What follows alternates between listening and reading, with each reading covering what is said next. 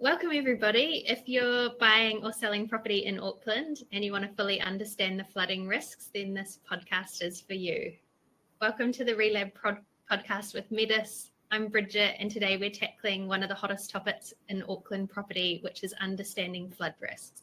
Since the 2023 floods, we know that insurance companies are walking away from properties, banks are wanting more detailed flood assessments, and buyers are checking flood maps before they even go and look at a viewing. Here to help us make sense of it all is Michael Arthur, Principal Engineer, MD and co-founder of Metis Consultants. Welcome, Michael. Thank you. And we've got Michael on because he's got over 20 years experience and more than $10 million in flood modelling projects. Michael's literally written the book on this as well, and he's co-authored Water New Zealand's National Urban Stormwater Modelling Guide. And most recently, he spent 18 months with Auckland Council's Flood Recovery Office, where he's reviewed over 250 property flood assessments that determine which homes the council would buy out.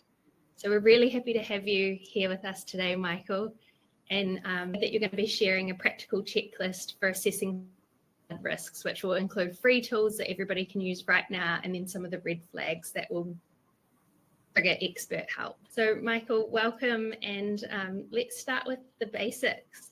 At a high level, what can you tell us about flooding risks? Okay, cool. I think the key thing to get under your belt early on is the language of flood risk and how it's defined. So lots of people get confused with this. And there are two things that are often used to describe a level of risk. One's called an annual acceptance probability, which is an AEP, or an average recurrence interval, or an ARI. So these are measures of probability of things happening. So in the context of the council published flood information, pretty much all of their floodplains are the 1% annual acceptance probability, which means that you have a probability of that event happening. There's a 1% chance of that event happening in every year. So that also means there's a 99% that it doesn't occur. And it's useful to put this in perspective. So for example, if you look at other probabilities that you might be more familiar with, you've got a 0.00003% chance of winning first division in Lotto from a single line of a single line ticket. And then that increases to sort of 0.3% chance of winning sixth division, a grand total of $22 potentially, and then a 3% chance of winning seventh division in a Lotto. So the probability of the flood events that are mapped in the Council GIS sits somewhere between, the probability of happening is sitting somewhere between you winning 6th and 7th division Lotto off a single line of a Lotto ticket. So not very likely. It depends on your perspective of it. Yeah. So another way to look at it is there's a 2.8% chance that you'll roll a double six off when you roll two dice together. So that's the relative probability of what's sort of shown on the maps here. And the other key thing is to remember that the probability of that thing happening is unconditional. It means that you can have a 1% probability event that happens today and then another one that happens next week.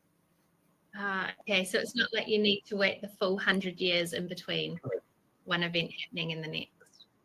So let's have a quick look at so Auckland Council has two versions of their flood maps. We can start with the more simple one. Why do they have the two versions of their flood maps? So they have two versions. So they produced this, what's called their flood viewer, after the 2023 flood event, because they recognised that some of the stuff from GeoMaps, which is the second and more detailed version of this, was difficult to digest and interpret.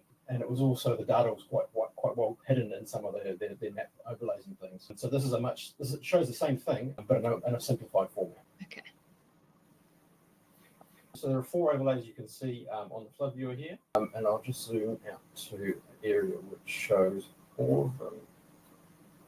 Just in here. So the floodplains are the modelled flood extents that have a 1% chance of occurring in any given year. So they're these big blue on the map here. Flood-prone areas are these blue hatched areas. So these are essentially the bathtubs that fill up. They have no natural or drained outlet. So it's sort of like, think of it like a bathtub that fills and then spills over the top before the water can go anywhere. And some of these areas, they will have some stormwater infrastructure that do drain them, but this is a very conservative view of that and assumes that none of that stormwater infrastructure works. So you can see them, and this is down near the coast a little bit. If you go a little bit further inland, there's an enormous one here around in Mount Eden. This essentially indicates this area is entirely landlocked, and there's no natural pathway for this water to get out until it reaches the level that is defined by that sort of light blue hatching. Then the other sort of key thing here is overland flow paths. So these are the varying thickness blue lines. The symbology here represents the amount of water that you might get into each of these overland flow paths. The dotted ones are less significant, and then the more solid and more bold ones, as you get sort of further down the catchments, are thicker and represent a larger amount of water that might go through those overland flow paths. So when you see the overland flow paths and the thickest blue line, is that representing, like, are we talking like a stream or a river, or is it smaller than that? These are centre lines, so that's the key thing to remember about these things. They're not indicative of extent. So the overland flow path through here could be very narrow and fast moving, or it could be really wide and slow moving and quite shallow. So I'll go through that in a little more detail when we go into the more detailed GeoMap stuff. Yeah. I think the key thing here is that they're very much indicative. They're based on aerial LiDAR survey, which might not have picked up subtle things like block wall fences or retaining walls or things like that. So these are very much a first pass, and then they could be quite different to this on the ground depending on what is actually there. Because obviously, a block wall or a retaining wall can quite easily divert this kind of flow path. Yeah. Then the last one here is coastal inundation. So what this represents is it's that same sort of return period. So it's a 1% chance of occurring in any given year of what might happen along the coast, a combination of storm surge and wave run up and that kind of thing. So it doesn't represent tsunamis. This is weather-related inundation. We've recently had some tsunami warnings in Auckland, so it doesn't represent a tsunami risk because that's non-weather related. But this is generally a pretty impact layer in terms of property in Auckland. It only happens on very low-lying areas around the coast. You can see if you sort of zoom all the way out, there's not that many areas that are actually impacted in terms of residential or commercial property. The tsunami warning's top of mind for Michael and I because we both got the emergency alert this morning. Yes, 6:30 a.m. Always got the emergency alert. Okay. The next sort of thing to remember is these are all starting points. This is, as I said, this is the high-level overview of what those risks might be. All of the flood models that are used to generate these layers are catchment level models. So they will represent to varying degrees of how much the stormwater network is in there, local flood mechanisms to a degree, but they're all catchment level. They're there to indicate where the risk might be and prompt further investigation and study. So they're treated as indicative, and you can undertake further modelling and investigation to confirm whether they are valid or not. Often they are. For example, the sort of last 18 months I've spent in the recovery office, we use these maps to understand the current and future risk to properties. For most of the areas that got flooded during the January 2023 event, these maps were pretty good. They were generally spot on for a lot of those areas that did get buyouts. Okay, cool. So these are a good starting point, but not the end point. Correct. Okay, did you have any other questions around these, Bridget? Before we go into more detailed stuff? Probably just high level, but you might cover this. When someone sees a floodplain in a flood-prone area, is there one that's generally considered worse than the other? Or is that conditional to what they see? Okay. So I think this one here around Eden is a good example of this. So this one here is known as the Seymour Basin.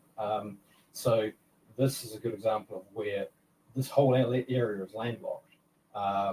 But the amount of rainfall that you would need to actually fill that bathtub is so significant it would probably never fill. This is where it's a good example of that zoning being indicative, and you've got to dive into the detail a little bit more to figure out whether that's actually a realistic representation of the risk at that location. These are super high level. This is landlocked, might fill up kind of scenario. Whereas there's a pretty significant stormwater system sits underneath here. Yeah. So it heads down towards Queenstown Road, I think. Yeah. That would, in reality, drain that. And also, the amount of rainfall to fill that basin would essentially need to be biblical. Yeah. As well. Evidence of the. Okay, cool. And yeah, we'll go into this in more detail as you go through. Yeah, we can go in more detail. The other thing to remember is that all these floodplain overlays assume climate change has occurred to varying degrees, and some of those assumptions are quite conservative, others are less conservative. It depends on when the modelling was done and what climate change assumptions were made at that time. An interesting thing to note, most of the flooding that occurred in January 2023 matched up with a 2.1 degree climate change scenario. So that suggests that the rainfall we had already exceeds the the lower level climate change predictions done by Auckland Council. And they've already updated those and made them more conservative. Okay, so they've already updated it for climate change from 2020. So they've updated their code of practice. Mapping will take much longer to update. Some of the newer models have very conservative climate change assumptions. Some of the older ones less so. Some of the older ones are 20 years old. So some of the mapping you can see here was done in sort of the mid 2000s. Right. How are you meant to tell what's current and what's a little bit out of date? We'll get into that. Okay. Okay. We'll get into more detailed stuff. It's not shown in this simplified view. Okay. Did you have any other questions around the basic view, or should I jump into? No, I think that's good. Yeah. Okay, so we'll jump into the more detailed one, which is the Auckland Council GeoMaps site. So the website has a lot more functionality, has a lot more detail available within it. So what I recommend is what you do is first is search up the address you're interested in. So I'm choosing this one in Mount Eden because I know this was a Category 3 property and the council now owns it. And then you can go into this little box here, which shows you all the different overlays you can have out of GeoMaps. The one you want is assets. And the reason I choose assets rather than natural hazards is this includes a bunch of the drainage network information as well, which I think is quite useful to look at in the same context as the flood risk. The other thing I always do is turn on the aerial base map because that puts it in a much more useful context. And then I turn up the transparency on that particular catchments and hydrology layer, and that allows you to see through a lot of the overlays, which again makes them a lot more useful. Then we turn on the catchments and hydrology, turn on the overland flow paths, the floodplains, and the flood-prone area. So you can see this particular property's got everything. It's got so there's a huge map floodplain. It's in a big flood-prone area, and it is part of a big network on what are called volcanic depression areas, which are a network of these bathtubs that occur in Mount Eden and Mount Roskill. So this particular area had a huge flood in the January 2023 event. I think council are buying 15 or 20 properties in this cluster because they were judged to be at a intolerable risk to life. So that's why I've chosen this area, because I know it's bad. Yeah, I know this is bad. by council already. So there's another layer here called a flood sensitive area. I would generally ignore that one because this is super conservative. What this shows is the floodplain plus another 500 millimeters on top of the model flood level. So if we zoom back into that property we're looking at here, you can see it's in the middle of a big flood-prone area. It's pretty significant overland flow path running through the middle of it. It's also within a mapped floodplain. So this one's got everything going for it in terms of flood risk. So then the way you sort of do a bit more of a deep dive into what these risks actually mean, we can start with overland flow paths. You use this little query tool here. We click on the bit we want to query, select the overland flow paths, and it gives you a whole lot of attributes of what that line actually means. The key bits to look at here are the peak flows. So they give you a range of return period peak flows. The 3.8 degree notation just suggests that that's the climate change scenario that they've assumed for that peak flow. And I think by interpreting these, so this is a reasonably significant one. You're looking at between 2.8 and 9.8 cubic meters per second potentially coming through this property. So you notice this one says a 2-year one. So that means that there's a probability that will happen once every 2 years. So that's pretty regular, 50% chance of it happening every year. There's another way to interpret that. In terms of putting some scale on these numbers, to move a car down a street and a overland flow path, you need somewhere between 1.2 and 2.5 cubic meters per second. So there's enough water coming through this property that would probably move the car out of the driveway. And that, in fact, did happen. There were some cars parked over this part of Mount Eden Road that were washed into the houses on this side of Mount Eden Road during that January 2023 event. That's pretty significant amount of water coming through there. The other thing to look at is the catchment area group, this bit here. So that is generally indicative of how much water might come down that overland flow path. If we go back to the legend and look at the various categories through here, you can see it starts at around this 2,000 to 4,000. I generally term those as reasonably low risk. Get those sort of at the top parts of the catchments. We go all the way back up where this sort of starts. This is where those are the smaller sort of trickles of water you get up in the upper parts of the catchment.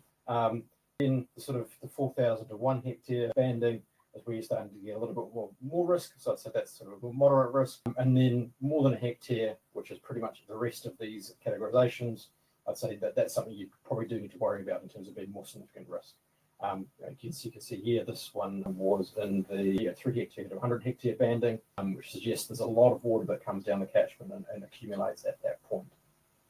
Okay. So this is a really good example. Sorry.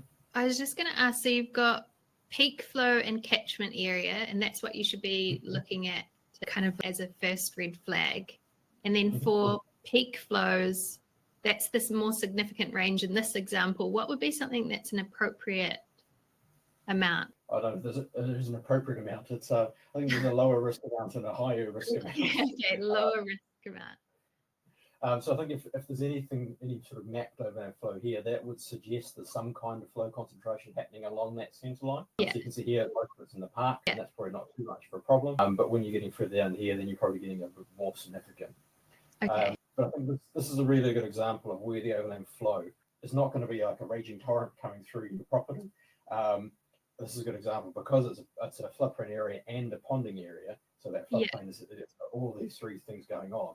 It's more likely that the area will fill up like a bathtub rather than having a raging torrent of water going through it. Whereas you might get, so for example, further up here, this is an example where there's no potentially standing water. There's a smallish low point here, but this is more likely you get fast moving water coming across the road and potentially through these properties because the land is generally on a slope rather than in a depression like the one we were looking at back down here. Right, and that's where peak flow is really important. Correct. Yeah. Then we can go back and do that query again just to demonstrate that, and that will bring up these results. And then we can look at the floodplain area next. So that then highlights the total floodplain area.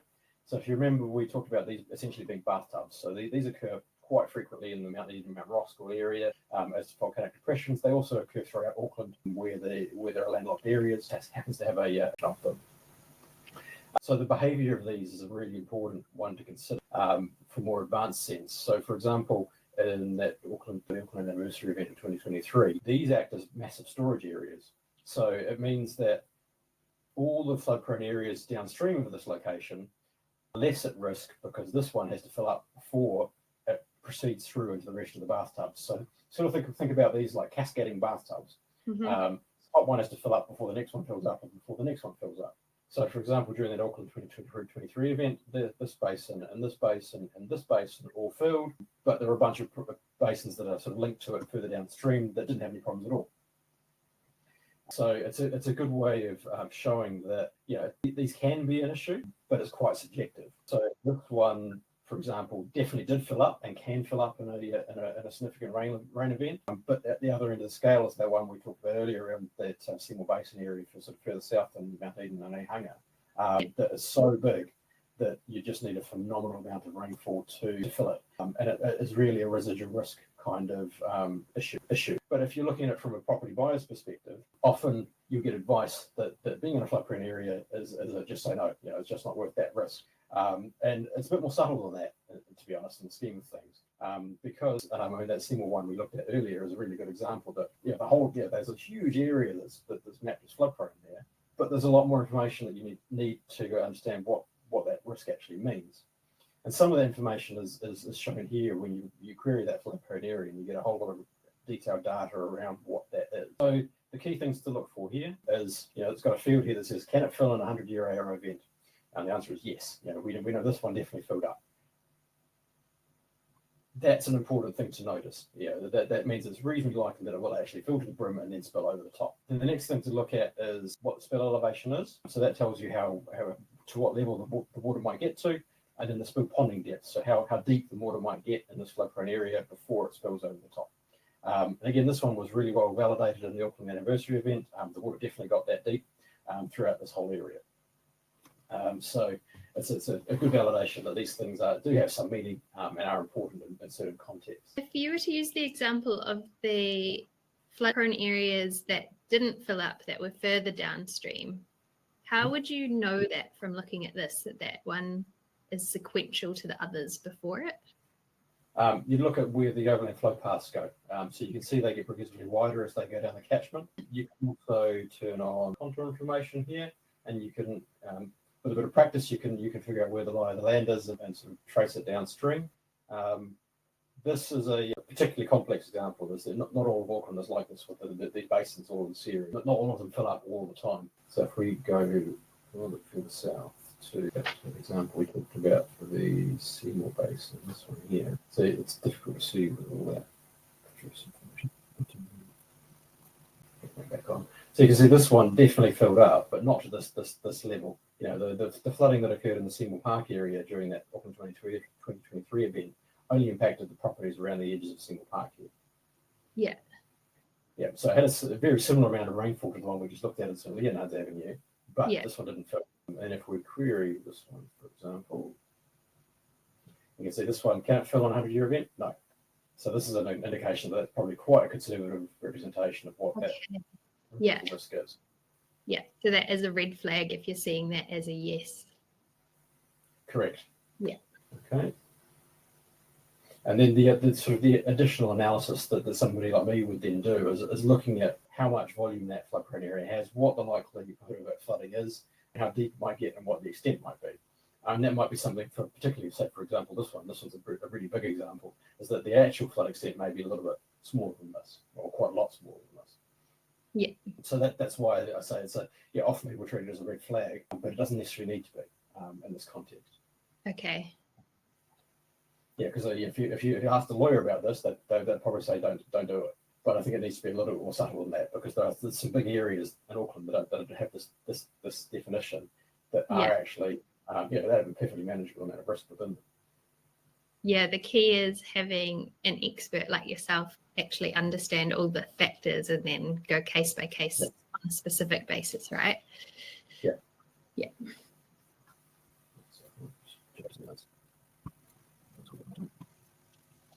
Then the last bit of information that's useful here is looking at the attributes of the floodplain layer. So what this tells you is who did the flood modelling and what kind of model it was, when it was produced, which rainfall event they used, whether there was climate change included in that. And the really useful thing here is there's a lot more information in this if you follow this link here, which says more information. Before we jump into that, the year produced tells you how old that map is.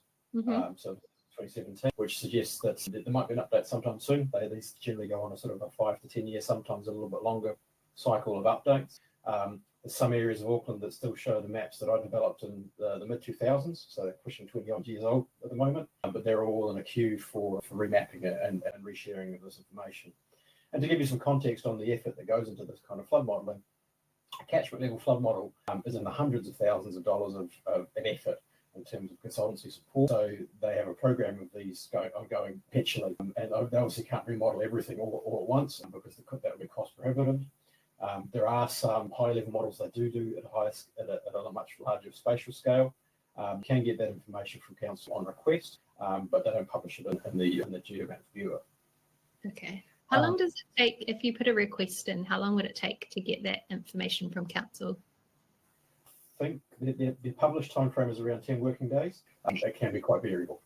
Yeah, so start your due diligence early.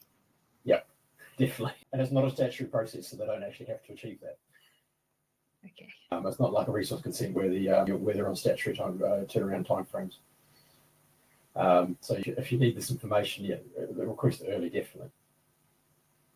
So that, if you click on that link, it puts you through to a page like this. So this is the published reports that support the flood model. And then if you jump into one of those flood model reports, it'll show you the actual report that supported that was produced by the consultant who built that model. And you can dive into a lot of detail here. So if you look at the table of contents, it gives you everything you could want to know about how that model was built, what assumptions were made, all that kind of stuff, which is massively technical and not particularly useful to people who don't understand the background information. What is useful here is most of these reports will have appendices that list specific properties that are at risk of flooding. So this is a deliverable you'll see for most of the models that are produced for Auckland Council. And I say most because I could guarantee that they all have. Some of them have it in more detail, some of them less detail, some don't have it at all. It entirely depends on how old that model is, what kind of state the report is and whether that's linked to the floodplain. All the floodplains, as far as I know, have some kind of report associated with them. The amount of data is quite variable that then gets published. So if we click on Appendix C, then we zoom into that, you can see there's a huge amount of data that just sits here. There's a list of addresses, types, floor areas, who surveyed it, what the survey level was, and then what the model flood levels are for that specific property. So if you know where to look, you can actually delve into quite a lot of detail here and get a bit more information on a specific property. Okay. So that's really useful if you've got a specific one you want to go look at. And that was just via the PDF link on floodplain Auckland GeoMaps. Yeah. Okay. Yeah. So you follow this thing here. It says more information. It'll pop you into this page, and then you pick one of the reports, and it'll pop you into the report page. Yeah. And I do caution non-experts looking through these very detailed reports because they are difficult to interpret, that you do need a little bit of expertise to interpret what's going on here. I wouldn't take it all as read unless you understand some of the background stuff. Yeah. That's more or less it around the sort of flood risk for easily accessible public information. For me personally, I also go and look at the underground services, particularly the wastewater and stormwater services, because that also indicates some other quite key engineering related restrictions on those properties. So here you can see all of the pipes, the green ones, and all the wastewater pipes, the red ones. And I just have a quick look at the relative sizes, because these can indicate quite large flows potentially. So for example, this 1050 concrete pipe, the red one coming through this property here, that's huge for a wastewater pipe. A local neighbourhood size pipe would be around 150 to 225 mils. 1050 is it suggests there's a very significant amount of wastewater coming through that pipe, and that may well restrict, particularly from a property development perspective, where you can put buildings on this site, because water care will be very resistant to any kind of build over of a pipe of that size. Similarly for stormwater, you're looking for anything bigger than about 300 mils is pretty significant. So you can see there's a 300 mil concrete coming through here. There's another one coming through from this side, which suggests again there's a fair amount of water coming through here, and the infrastructure is reasonably significant. One thing to note about the stormwater pipe network is that it's not there to stop you flooding. The stormwater pipe network is there to help with the really frequent events, like the one we had probably on Tuesday in Auckland is probably a good example. There was some pretty significant persistent rain the entire day. It's designed to cope with that kind of event, something that happens pretty regularly. A large stormwater system is going to do you absolutely no good during a 100-year or 101% AEP event. The pipes just aren't sized for that. If you're lucky, they're probably at around the 5 to 10-year return period event size. So it was interesting that a lot of feedback that council got through the recovery office was that your pipes just aren't big enough, and by design, no, they're not. They're never going to be big enough for a 100-year event, just simply because it's not cost effective to go and build a pipe of that size. That might need to be used. A 1% chance that's used every year. So that's just not a good use of public money to go and spend that amount of money on that size of infrastructure. And there may well be certain cases where that's relevant and useful to do that, but by and large, the stormwater system is there to manage the smaller frequent events, and it won't save you from a big event. So I think the stormwater, again, if it's going through the middle of the property, that's potentially a problem, because you might need to special permission to build over it. It might restrict what you can do on that property, and it's an indication, if you've got a particularly large pipe going through there, that there might be quite a large overland flow coming through that property too, because the stormwater network generally follows the overland flow network. So I think in terms of what it means for property vendors, property buyers, property developers, it's very personal in terms of what this risk actually means to you. So if it's your family home, you might have a much lower tolerance of risk than you might if you're buying it for investment property with tenants in it. You might want to think about who those tenants might be, whether they're elderly, disabled. They all might have challenges in a flooding event. And then from a property developer's perspective, what are the restrictions on property development because of that flood risk? In this area, you probably wouldn't be able to get consent for properties within the bit that was Auckland Council's recently bought. Yeah. But there's plenty of areas of Auckland where this level of risk is predicted that didn't flood during that event and haven't been bought. So trying to build properties or subdivide properties in flood zones like this can just drive up cost. There might be parts of your land you just can't use because it's such a high risk. You might need to build the properties higher up. You might need to build a more significant stormwater system. So it's just something to keep in mind around costs. Often the level of risk is manageable. And again, this shouldn't be we just don't do it kind of red flag. It should be a flag of we need to look at this in a bit more detail and understand what the risks are and what can we do about them.